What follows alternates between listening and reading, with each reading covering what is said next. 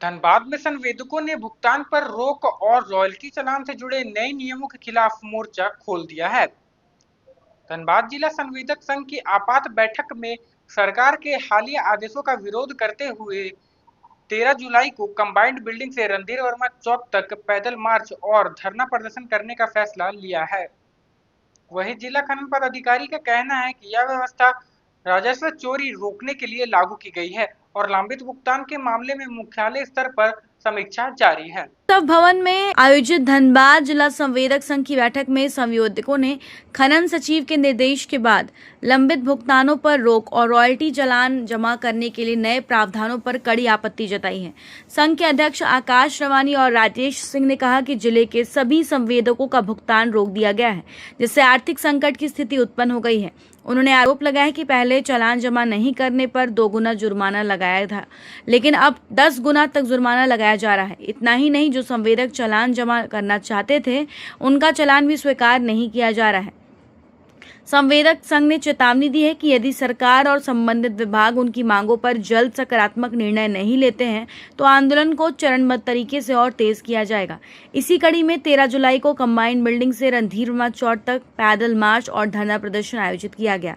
इधर जिला खनन पदाधिकारी रितेश राज तिग्गा ने कहा कि विभाग का उद्देश्य राजस्व चोरी पर रोक लगाना है। उन्होंने स्पष्ट किया है कि संवेदक वैध लीज धारकों या दूसरे राज्यों से वैध चालान के साथ बालू ला सकते हैं। साथ ही अप्रैल तक के लंबित भुगतान को लेकर मुख्यालय स्तर पर समीक्षा चल रही है। जल्द ही व्यवहारिक निर्णय लिए जाने की संभावना। झारखंड सरकार खनन विभाग के द्वारा 27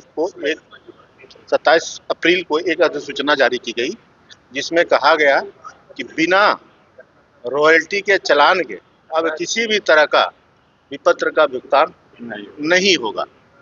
जब इस संबंध में हम लोगों ने जिला खनन पदाधिकारी से पूछा कि विभिन्न सामग्रियों या मिनरल्स के लिए आपने धनबाद जिला में किनको खनन पट्टा दिया है ताकि हम लोग जो है रॉयल्टी के पेपर सहित खरीदे, तो उन्होंने आज तक एक भी हम लोग को सूचना नहीं दिया।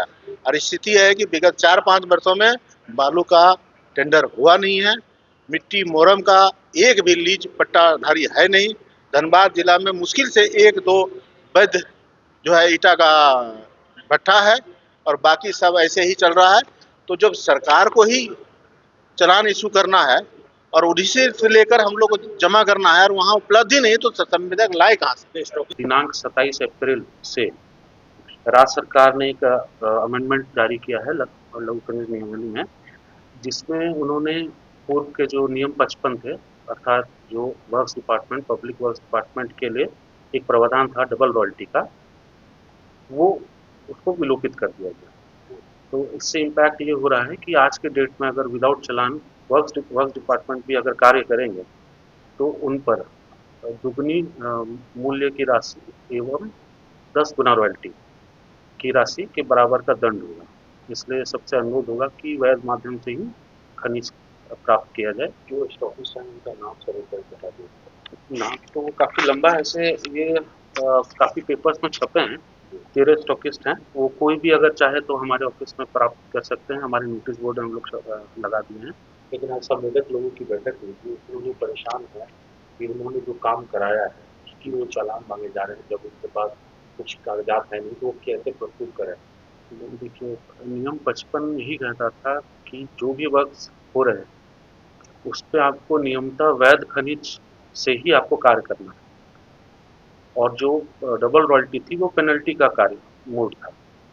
तो पेनल्टी का मोड को हक के रूप में आप नहीं प्रस्तुत कर सकते हैं। और सरकार ने कुछ लोगों ने बिहार और बंगाल को भी ले आए हैं, चूँकि हाँ, अभी एनजीटी के अवधि के पूर्व हम लोग के यहाँ घाट हम लोग संचालित नहीं कर पाए थे, स्टार्ट नहीं हो पाया था।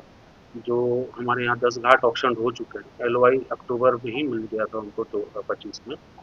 अभी संवेदक जो भी थे उनके द्वारा EC और माइन प्लान बनाने की कार्रवाई की जा रही है। तो हम लोग एनजीटी के पहले नहीं चला पाए थे घाट में, लेकिन कुछ जिलों में, अन्य जिलों में कुछ समय के लिए घाट चले थे, उन्होंने अपना स्टॉक क्रिएट किया है।